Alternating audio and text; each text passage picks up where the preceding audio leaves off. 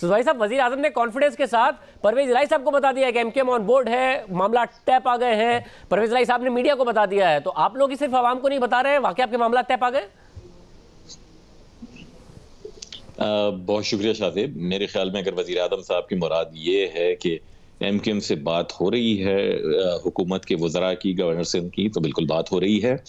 और जो हमारे मसाइल हैं, जो हमारे मुआहदे के नकात हैं, उन सब पर गुफ्तगू हो रही है और हुकूमत हमें यकीन दहानी करा रही है कि जल्द हल की जानिब जाएंगे। लेकिन वो हल हो गए हैं और हमने हतमी तौर के ऊपर अपनी मशावरत ख़त्म करके हुकूमत के हक में कोई फैसला कर लिया है। ऐसा कम से कम इस वक्त तक नहीं हुआ जब मैं आपसे बात कर रहा हूँ। और परवेज साहब ने यह भी कहा कि मैंने वज़ीर आज़म से कहा आप उन्हें गवर्नरशिप दे दें सिंध की, साथ में जो वजारत बहरी उमूर है वो भी दे दें, जो वो मांग रहे हैं वो दे दें। तो वज़ीर आज़म ने कहा कि हाँ, उनके साथ मामला हमारे हल हो रहे हैं। तो ये यहाँ तक बात पहुँच गई है। परवेज इलाही साहब बहुत मोहतरम है, लेकिन शायद उनको इल्म नहीं है कि एमकेएम ने जब से ये मौजूदा सियासी सूरत हाल में जन्म लिया है, कोई ऐसी बात किसी वजारत, किसी गवर्नरशिप की नहीं की है। मैं आपको बहुत अथॉरिटी से ये बात कह सकता हूँ कि गुज़श्ता बरस बजट की मंजूरी से कबल वज़ीर आज़म साहब ने एक मीटिंग में हमसे एक और वजारत देने का कहा था। एमकेएम ने उस वक्त उनसे एक और वजारत लेने से माजरत कर ली थी। तो जब हमने उस वक्त कोई और वजारत नहीं ली, तो हम इस सियासी सूरत हाल में कि जब हम निहायत जिम्मेदारी के साथ शहरी सिंध के मसाइल, कराची, हैदराबाद, दीगर शहरों के जो अवामी मसाइल हैं और कुछ हमारे कारकुनान के जो बहरहाल इस मुल्क की और हमारे शहर के अवाम हैं, उनको लाहक जो हुकूमती और रियासती मसाइल हैं उनको उजागर कर रहे हैं, तो हम क्यों कोई गवर्नरशिप की या मिनिस्ट्री की डिमांड करेंगे? हमने नहीं की और ना हम ऐसा करने जा रहे हैं। वैसे मगर अब इसमें अहम बात यह है कि हुकूमत इस वक्त एमकेएम के ऊपर खड़ी है।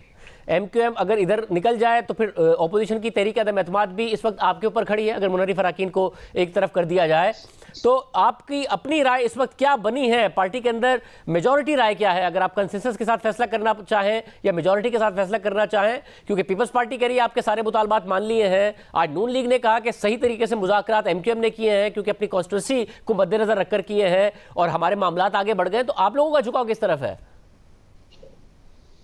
हमारा झुकाव शाहजेब बहरहाल अपने कॉन्स्टिट्यूएंट्स, अपने वोटर, जिन लोगों की हम नुमाइंदगी कर रहे हैं, भले हमारी नशिस्तें कम हो गई हों, हमने तीनों जमातों से ये बात की है कि हमारे लोगों के मसाइल जो गाए बगाए आपके सामने रखते रहे हैं, ऑपोजिशन में रहते हुए, पीपल्स पार्टी के सामने शाहिद खाकान साहब को वोट देते हुए बगैर किसी शर्त के भी, मुस्लिम लीग नून के सामने, और उसके बाद भी जब उनसे शहबाज शरीफ साहब से मुलाकात होती रही, इस मौजूदा सूरत हाल से पहले भी, गुज़िश्ता बरस भी, या इमरान खान साहब के सामने, सबके सामने हमने अपने लोगों के मसाइल रखे हैं।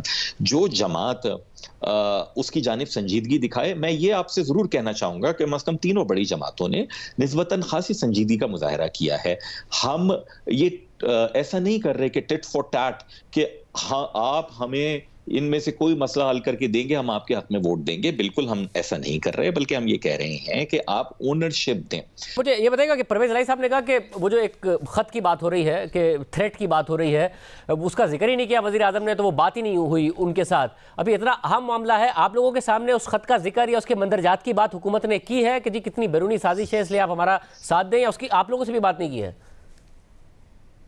नहीं, कम से कम हमारे साथ इस वक्त तक तो कोई इस खत के या उसके मदरजात की कोई बात नहीं हुई है। और हम ये समझते हैं कि बहरहाल बैरूनी ताकतें भी उसी वक्त फ़ायदा उठा सकती हैं कि जब अंदरूनी हालात कुछ बहुत ज़्यादा अच्छे ना हों। हमें अंदरूनी हालात अच्छे करने की ज़रूरत है, हमें बड़े मसाइल के ऊपर हम आवाज़ यकजा होने की ज़रूरत है। बहुत शुक्रिया।